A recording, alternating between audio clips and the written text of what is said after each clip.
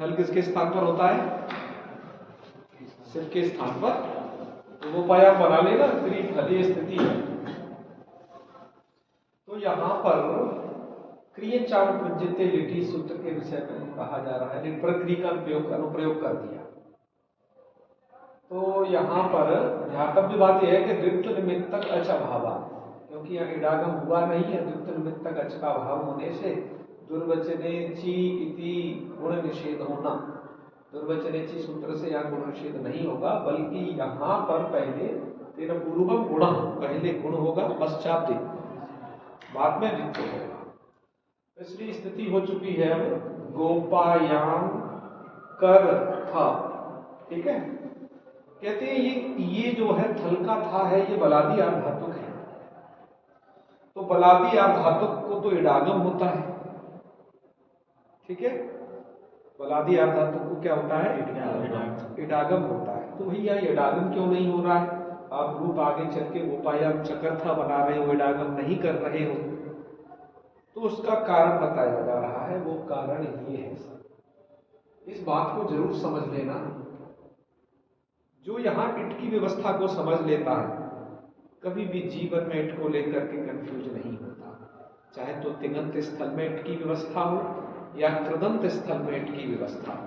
हालांकि कृदंत स्थल में इट की व्यवस्था के और भी अन्य सूत्र हैं किताब वाले प्रकरण, लेकिन ये तिङंत के लिए इट व्यवस्था है, ये वाली इट व्यवस्था। और एक आगे चल के क्रादी नियम और आएगा। क्रादी नियम लिट विषयक इट व्यवस्था करता है। ठीक है, तो अभी ये समझ लीजिए, यहां से शुरुआत है। फिर एक क्रादी नियम है लिट की इट व्यवस्था के लिए, बाकी कृदंत में इट व्यवस्था है। पर सबका मूल आधार ये है, यहां से ही आप जान पाओगे। आप जब उसको देखते होंगे अष्टाध्यायी.com पर, वो धातु वगैरह डाला हुआ है, कौन धातु शेट है, कौन ईंट है, वो यहाँ से सब जानकारी होती है। ठीक है ना, कौन धातु वेट है, विकल्प सेट वाली तो स्वरती सूत्र नियोजित होगा, वो वेट में आएगा। तो ये सब जानकारी यहाँ से होगी। तो यहाँ पर इट होगा या नहीं होगा, गोपायाम क्री था, उसके लिए नियम है एकाच उपदेशीय अनुदात्ता। ये सूत्र कहता है उपदेशे यो धातु एकाच अनुदात्तश्च। उपदेश में जो धातु एकाच होगा, पाणिनि जी का जो धातु पाठ है उसमें उपदेश अवस्था में धातु एकाच है। उपदेश अवस्था मानी कि उसकी मूलभूत अवस्था, प्रारंभिक अवस्था। उपदेश अवस्था में कोई धातु यदि एकाच है और अनुदात्त है, उपदेश अवस्था, उपदेश अवस्था में धातु एकाच हो और अनुदात्त हो, यहां पर ध्यान दें बच्चों, यहां अनुदात्त होना चाहिए धातु, अनुदात्तेत नहीं कहा जा रहा, दोनों में अंतर है। ठीक है तो ये दोनों में अंतर है। उपदेश अवस्था में धातु एकाच हो, उपदेश अवस्था में अनुदात्त हो। अब इन दोनों बातों में अंतर क्या समझना, अनुदात्त अलग चीज है, अनुदात्त इत होना अलग चीज है। अनुदात्त इत की जरूरत पड़ती थी, अनुदात्त आत्मनेपदम उधर जो था, लेकिन यहां तो बस अनुदात्त होना चाहिए। तो उपदेश में जो धातु एकाच होगा या फिर उपदेश में जो धातु, ये दोनों शर्त अलग अलग है क्या? नहीं, उपदेश में धातु एकाच और अनुदात्त ये साथ ही होना चाहिए। मतलब उपदेश अवस्था में वो धातु एकाच हो और वही अनुदात्त हो। ततः उससे परे आर्धातुकस्य इडना, उस बलादी आर्धातुक को इट नहीं होता है। ठीक है, तो वर्तमान में हम देखेंगे हमारे पास यहाँ क्या धातु है, गोपायाम क्री। गोपायाम की तो कोई बात नहीं है, क्योंकि उसकी तो सनाद्यंता धातु से धातु संज्ञा है। और क्री के आगे जो थल है उसकी बात, क्री की बात की जा रही है। बात यहाँ देना, गोपायाम की बात नहीं है, मतलब गुपु धातु की बात नहीं चल रही है यहाँ, वर्तमान में तो क्री धातु की बात चल रही है। ठीक है, तो अब क्या है कि यहाँ पर ये हम जानेंगे कैसे कि कौन धातु एकाच है और अनुदात्त है। क्या कि एकाच तो तुरंत समझ में आ जाएगा, एकाच में क्या बात है। आप देखो, अनुबंध लोप होने के पश्चात धातु में एक अच शेष रह रहा है कि नहीं। तो सबको समझ में आ जाएगा ये धातु एकाच है। क्यों? अनुबंध लोप होने के पश्चात इसमें एक अच बचे, वो क्या होगा? एकाच होगा। वेरी सिंपल है व्यवस्था, ठीक है। पर अनुदात्त कैसे जानेंगे कि धातु अनुदात्त है? अनुदात्त का पाठ पहले पाणिनि जी के ज़माने में किया गया था, हैं, अनुदात्त वगैरह की व्यवस्था, लेकिन आप बाद में वो सब इधर उधर हो गई है, सब छत विछत इधर उधर। तो इसलिए आचार्य ने, भट्टो जी, दीक्षित जी और आचार्यों ने कहा कि ऐसा करते हैं, हम अनुदात्तों को बता देते हैं छात्रों को नाम ले करके कि भैया ये धातु एकाच अनुदात्त हैं। एकाच तो वो समझ जाएगा, बस हम उसे अनुदात्त बताना है कि ये धातु एकाच अनुदात्त है। तो जिससे ये क्लियर हो जाएगा कि जब कोई धातु एकाच अनुदात्त होगा तो उससे परे बलादि आर्ध धातु को वो इट नहीं करेगा, ठीक है। पर इसमें दो प्रकार के विभाग हो सकते हैं। कैसे? कोई धातु एकाच अनुदात्त में ये स्थिति हो सकती है कि कोई तो धातु अजंत में अजंत होते हुए एकाच अनुदात्त हो सकता है, और कोई धातु हलंत होते हुए एकाच अनुदात्त हो सकता है, ठीक है। फिर उन्होंने देखा कि देखो भाई, अजंतों में और हलंतों में स्थिति थोड़ा अलग अलग है। कैसे? अजंतों में जो एकाच अनुदात्त धातु हैं वो बहुत ज़्यादा हैं। ध्यान दीजिए, अजंतों में जो एकाच अनुदात्त धातु हैं, अजंत मतलब समझ रहे हो ना, जिन धातुओं के बाद में अच रहता है शेष, ऐसे अजंतों में जो एकाच धातु हैं वह अनुदात्त जो धातु हैं वो बहुत ज़्यादा हैं।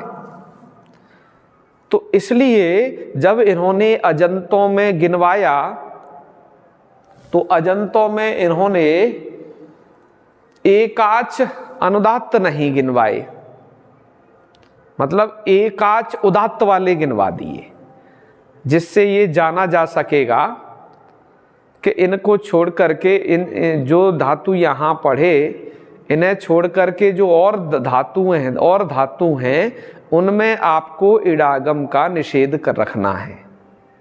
ये व्यवस्था जो है इन्होंने अजंत एकाच के साथ की। हलंतों में भी एकाच धातुएं हैं। हलंतों में थोड़ा विपरीत प्रसंग था। क्या?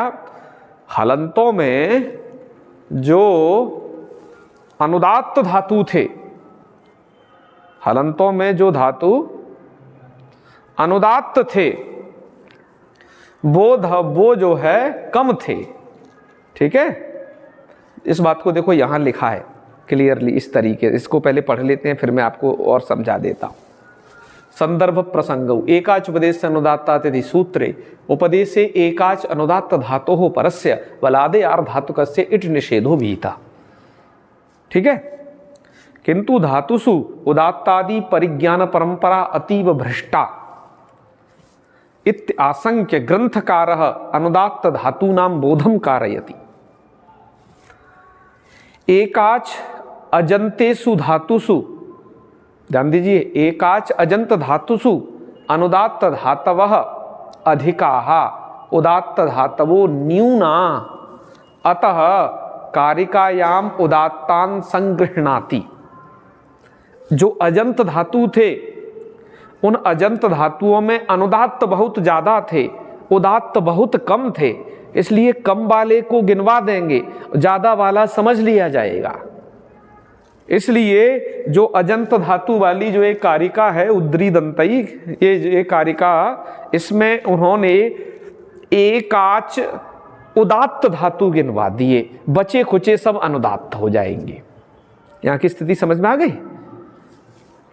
हलंत धातुओं में स्थिति विपरीत थी। हलंत धातुओं में जो अनुदात्त धातु हैं, एकाच होते हुए जो अनुदात्त धातु हैं वो कम थे।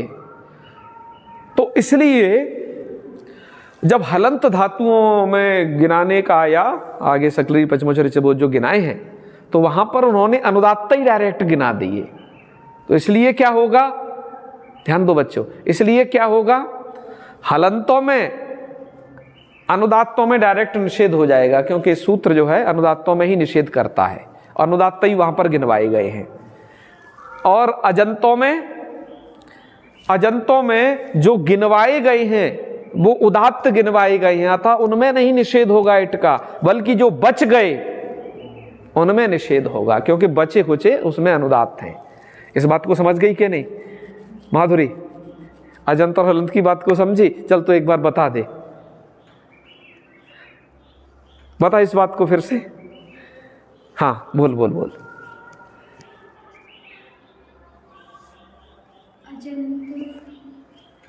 धातु में दो प्रकार के विभाग हैं, अजंत और हलंत। अजंत धातुओं में यहाँ कौन से गिनवाए गए हैं? उदात्त के अनुदात्त? उदात्त गिनवाए गए हैं। बचे कुचे क्या समझना? तो ये निषेध किस में लगेगा, उदात्तों में कि अनुदात्तों में? मतलब जो नहीं गिनवाए उनमें लगेगा। ये अजंतों के विषय की बात हो गई। हलंतों में क्या स्थिति है? हलंत धातुओं में अनुदात्त धातु कम थे, तो कम वाले को गिनवा देंगे, जिससे क्या होगा, शास्त्र का अनावश्यक विस्तार नहीं होगा, है ना, नहीं बहुत पेज भरने पड़ेंगे। तो हलंतों में अनुदात्त धातु कम थे तो वो गिनवा दिए, इसलिए निषेध किन में होगा? हलंतों में। जो गिनवाए गए हैं उनमें वो अनुदात्त गिनवाए गए हैं, ध्यान रख, ठीक है। इसमें दिमाग भ्रमित हो जाता है, इसलिए मैं एक बार बता करके लिख करके भी फिर भी मैं पूछ रहा हूं तुम्हें, ठीक है। इसलिए मैंने इस बात को लिखा भी है, इसके विषय में यहाँ लिखा और उनको उधर लिखूंगा मैं हलंतों वाली बात को। तो ध्यान दो, अब मैं फिर एक बार से फिर पूछ रहा हूं। हलंतों में जो गिनवाए गए हैं, हलंत धातुओं में सकलरी पचमुच आगे चल के वो जो धातु, उनमें निषेध होगा, उनमें निषेध होगा। अजंतों में जो गिनवाए गए हैं उनमें निषेध होगा, उनमें नहीं होगा। जो नहीं आए हैं निषेध उनमें लगेगा। तो इसलिए विपरीत स्थिति है ना। अजंतों में जो गिनवाए गए उनमें निषेध नहीं होना, जो बच गए हैं इट का निषेध वहां होना उनमें। और हलंतों में जो गिनवाए गए हैं उन्हीं हलंत धातुओं में निषेध होना, और जो बच गए हैं उनमें निषेध नहीं होगा। ये बात समझ में आ रही है पूजा को? ठीक है माधुरी, जग गई क्या नहीं तू ये बता, ठीक है। तो इसलिए अब इसका अर्थ देख लिए, उद्री दंतई का मैं एक बार अर्थ आपको बता देता हूं, ठीक है। अन्वय कर दिया है पहले तो, अजंतेषु, इसमें अजंतेषु आया है ना यहाँ, अजंतेषु धातुषु एक आचा आया होगा, ये एक आचा, एक आचा माने एक आच कौन? धातव। जो कोष्टक में लिखा है वो पद दिया नहीं है, वो हमने अध्याहार कर लिया है, ये तरीका होता है लेखन शैली में, ठीक है। एक आच धातव उद्री दंतई, एक आच धातव कौन? उद्री दंतई, है ना, इनके बिना। और यौति, बिना का दो बार आया है क्या इसमें?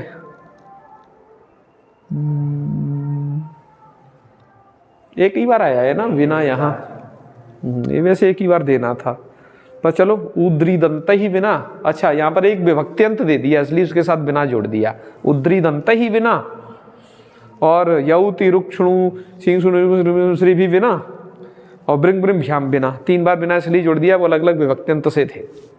निहता स्मृताहा है। अब इनका अर्थ समझते हैं, ठीक है। ये तुमने श्लोक पहले भी पढ़ा होगा, अर्थ समझिए ठीक से इसको।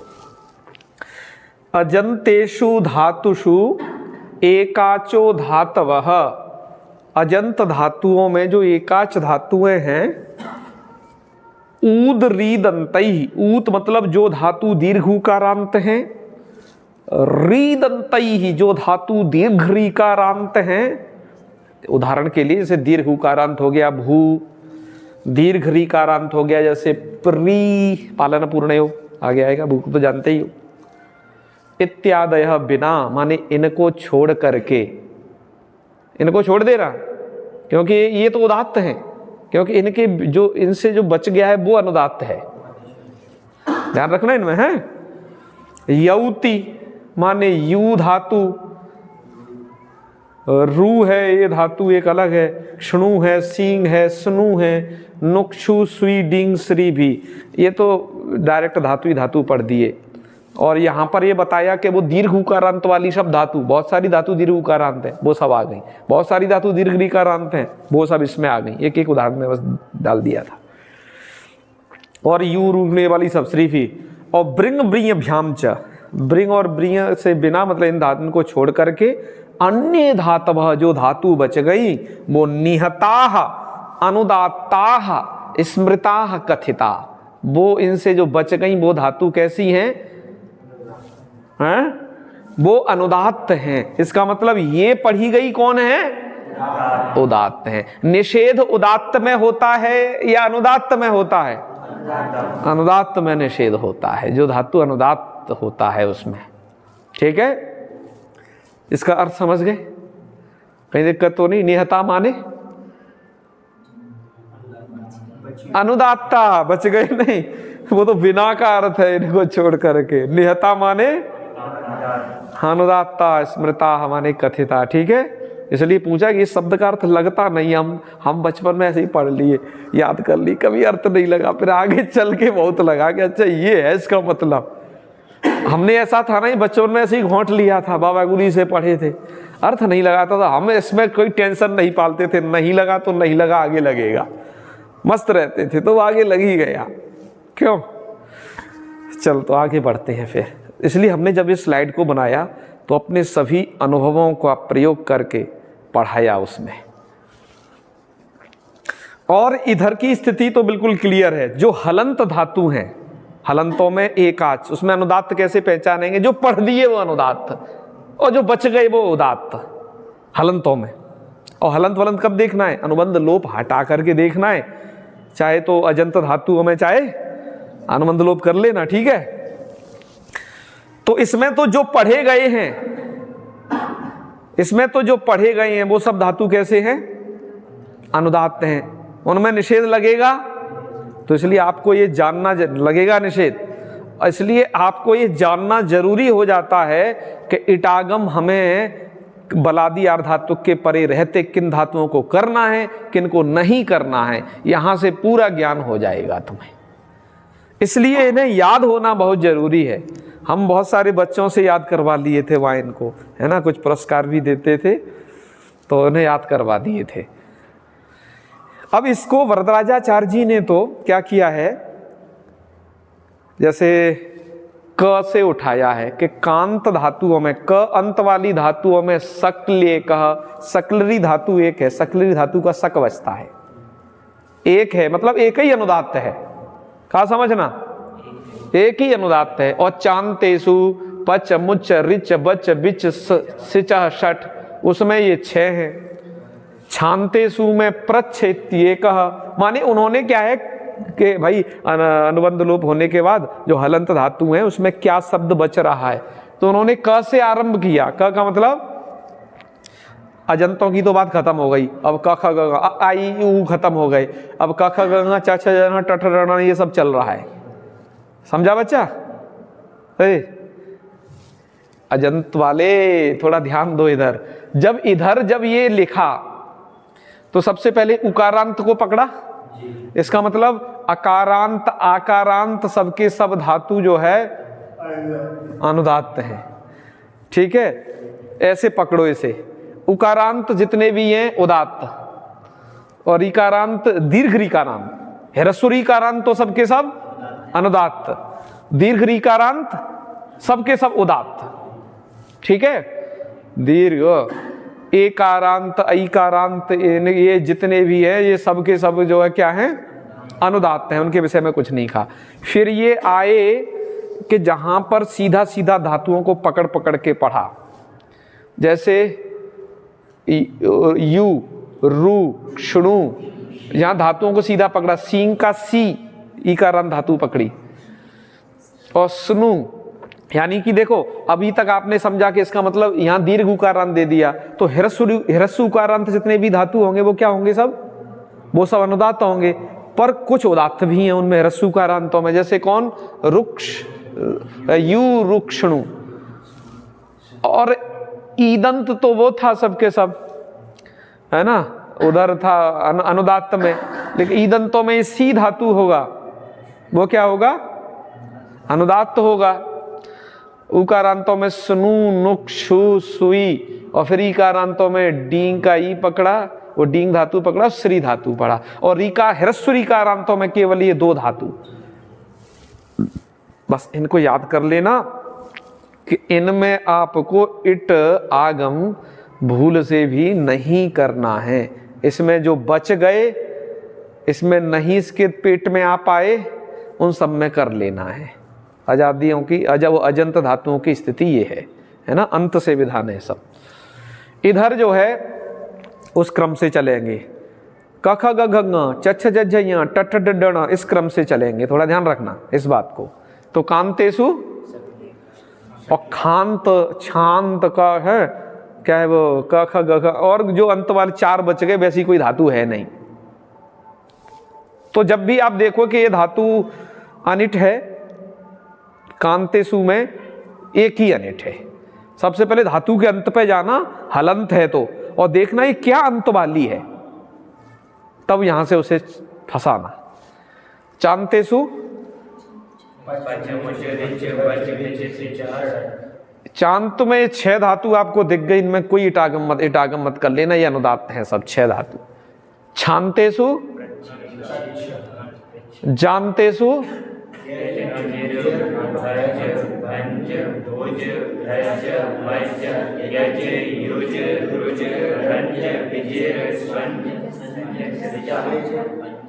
ये 15 धातु जानतेषु में, मतलब च छ ज का बहुत बड़ा कुनवा है, ठीक है। अब ये च वर्ग समाप्त कर दिया। इधर ये चीज कैसे दी गई है, यदि ये याद ना हो तो कारिकाओं में, सिद्धांत कौमुदी में दिया गया है। एक तरीके की और कारिका उपलब्ध और होती है, हमने इधर नहीं लिखी थी।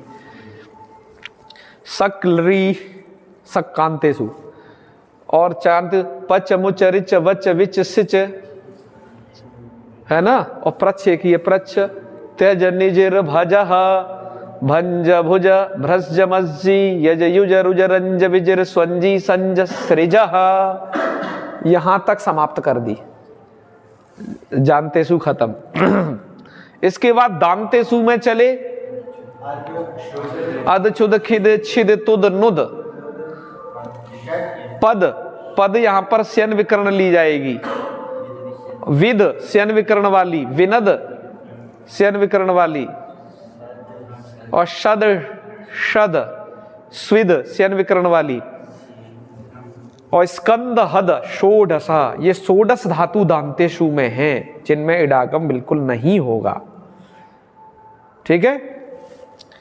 इनको इन्होंने ऐसे लिख दिया है, जो स्यन वाली हैं उनमें यह जोड़ दिया है, बस स्यन वाली में यह अतिरिक्त जोड़ दिया है। जैसे शद सदी स्विद्यति, स्विद धातु जो है उसकी थी ये, तो इन्होंने जोड़ दिया स्विद्यति, स्कंदी हदी क्रुद छुदी बुध्यति, बुध्यति में बुध धातु स्यन विकर्ण वाला लेना है, ठीक है,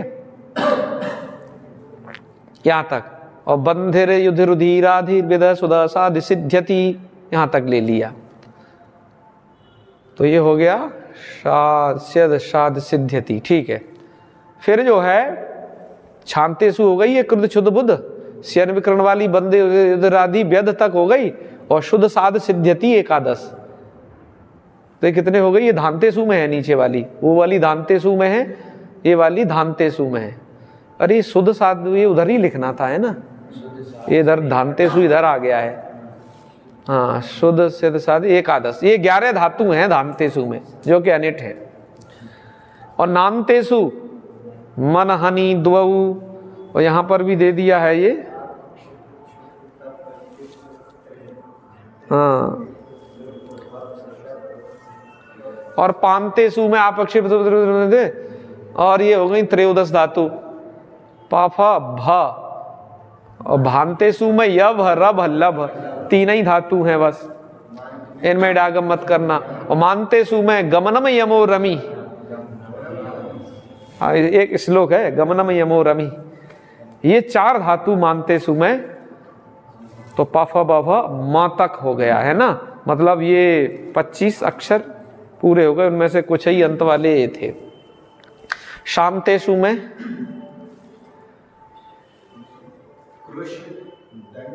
हाँ विशस्त, स्पृशो 10 धातु हैं, ठीक है, पीछे आ गए हैं। और ए वाले शांत में मूर्धन्य, इसका मतलब य व र ल, कोई भी धातु य व र ल अंत वाली इसमें नहीं है। पर श श, और दूसरे शांत में एकादश है ये, है ना, पुष्य विषय विषय शेष शुष श्लेष एकादश। और शांतेषु जो दंत सा है उसमें 2 ही हैं, घस बसती, घसलरी जो होता है वो, और वस धातु 2। और हांतेषु में बहु अष्टदशा। तो ऐसे अनुदात्ता हलंतेषु धातवस्त्रैधिकम शतम, हलंतों में जो अनुदात्त धातु हैं वो त्रयधिकम शतम, 3 अधिक 100, 103, 100 में 3 अधिक बेवकूफ कितने धातु हो गए? 103 धातु हलंतों में क्या है? ये अनुदात्त है बच्चा। इनमें इडागम इधर भी दे दिया है इन्होंने। चलो तो बताओ, अब मुझे बताओ क्री धातु कहाँ इसमें आया? क्री धातु अजंत है, पहली वाली कारिका में क्या स्थिति है? अनुदात्त है ना, क्योंकि उद्री दंत यौति आया नहीं उसमें, क्योंकि वहां तो दीर्घ ऋकारांत दिया, और जो गिनवाए उसमें आया नहीं। इसका मतलब ये क्या है? तो अनुदात्तों को